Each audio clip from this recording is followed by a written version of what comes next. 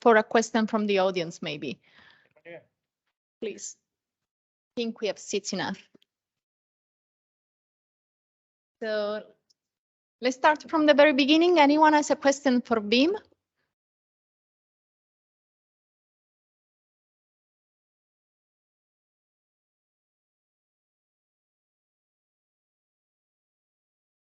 If not, I have one actually. Please.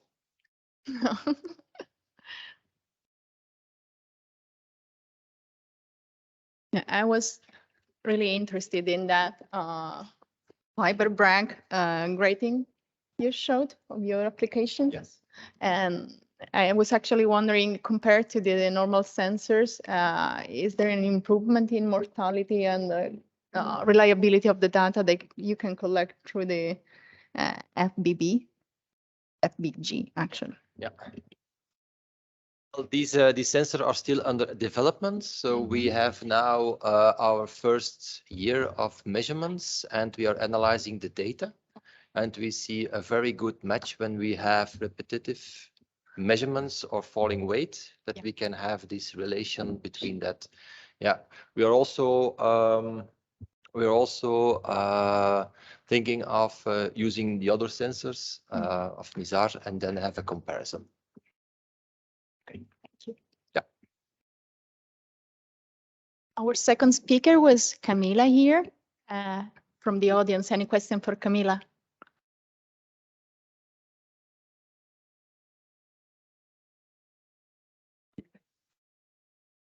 Sorry.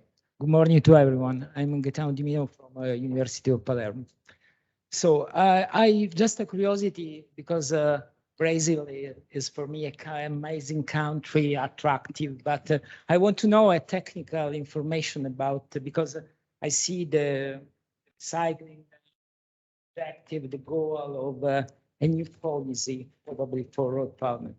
So the question is, you consider for the development of the recycling in the country the availability of the type of the plant, asphalt plant present in the territory, because I think for achieving the results, good results, I think the double barrel asphalt plant should be the typical plant. You know, in percentage, the presence in your country of this kind of this type of a plant.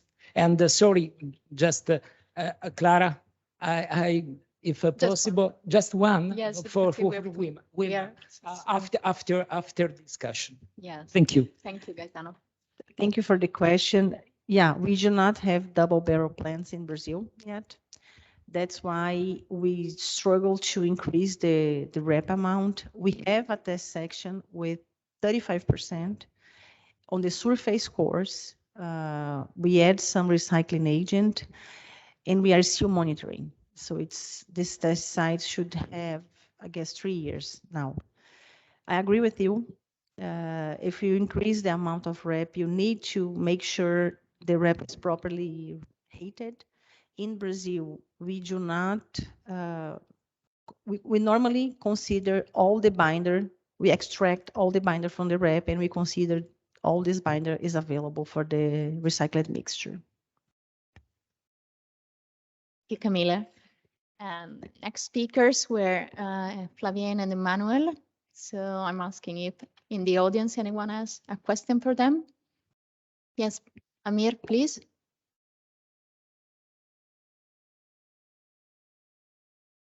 With you that have worked a lot with these biobinders, I am wondering whether the ordinary bitumen tests will be okay in order to test these binders also. And also my question is about the aging resistance of these binders. Do they behave exactly, I mean, like bitumen binders, or they are suspected of being susceptible actually to oxidation and aging? Thank you, Amir. There were 2 questions, but we had 2 speakers. Okay, so I will try to answer to the first question about the usual tests we we have for bitumen, and can we use it for a new type of bitumen? I think it depends, but I will give you an example. So during the bioreparation project, we design a special mix made with a biofile from a phage, and we try to compare to a classical high modulus mix we produce in France, EME2. And for that, we perform a fatigue experiment on mixture. And we found that the performance of the mixture made with the biofile was very poor. It behaved very badly. In comparison, it behaved like a EME1, not 2, for example.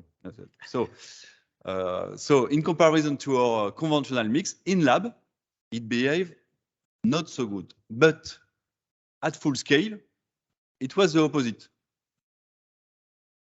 So in the carousel, the mix with biofalt never failed.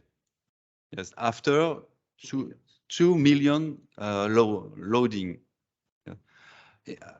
And for the EME, which perform well in lab, it crack at 1 million loading. So What was what it was expected? What expected? It means that we know the link between the test in lab and what's happened in field for conventional bitumen. But at the moment, we don't know for unconventional material. So, but it is in link with André presentation. The fatigue, the fatigue behavior of this type of material is not assessed very well at the moment, I think, due to the different tests we have on lots of things, self-healing, and self-eating, and lots of things like that. So we have to rethink the test. Yeah. The analysis. Yeah, Emmanuel is right, and if you are looking at the mix of two bituminous binders, so you have a traditional law. So if you want to predict the penetration and softening point of bitumen, two bitumen, the mixture of two bitumen, there is a law. And when you use biomaterials, this law are you can't apply this traditional bitumen law. It's our experience. And regarding aging, it was your second question. So we have made a recovery binder and analysis of cores. We follow trial sections with stiffness and so on. We have made at the binder scale RTFOT and PAV test. And currently we are working at the recyclability of bio-based pavements. So that's ongoing topics. Yeah, we are very confident about the durability, but it's a point of interest. Thank you both. And very last question for Nizar.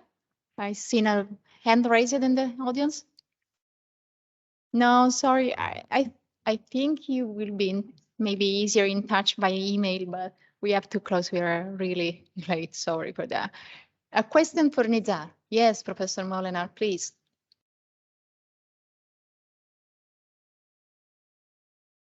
Technique is extremely interesting, and I just have the dumb question. Can I also apply it to monitor the damage development in specimens like fatigue beams and indirect tension test, etc., etc.?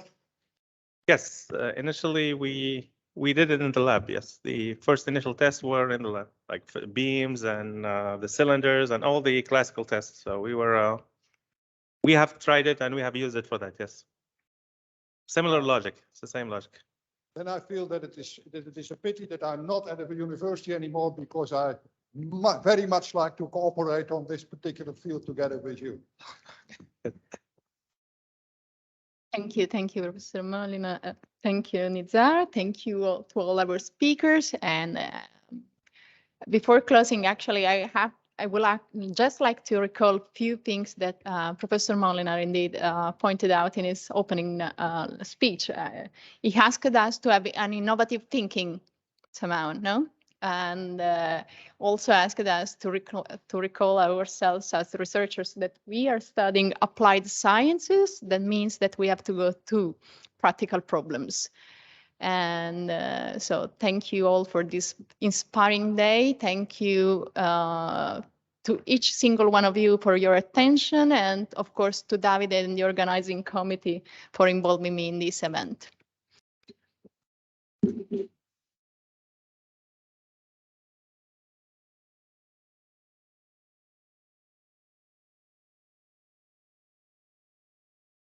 So very, very quick intervention.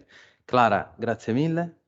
And really thanks to the guys that you already know, but you will, for those who started today, you will know them. There's 6 guys plus all the other that supported. And really, this couldn't be possible without them. So personally, I'll ask you to make an applause just for the team. And of course the speakers. I mean, you come from a long way, and for us it was important to have some testimonial of what is happening in terms of implementation of sustainable payments, because it's not easy to do it, to convince people to go in that direction, and knowing the tricks and secret and your experience, I think is refreshing and useful for my colleagues, for our groups, and for all the students and other people in the room. So great thanks, really, to all the speakers. And I think we can close and go to lunch. Okay, there is a lunch downstairs that is for both event, actually for all the free event. Some people already started, so hopefully you will find some food. But I think there is enough. Thank you, everyone.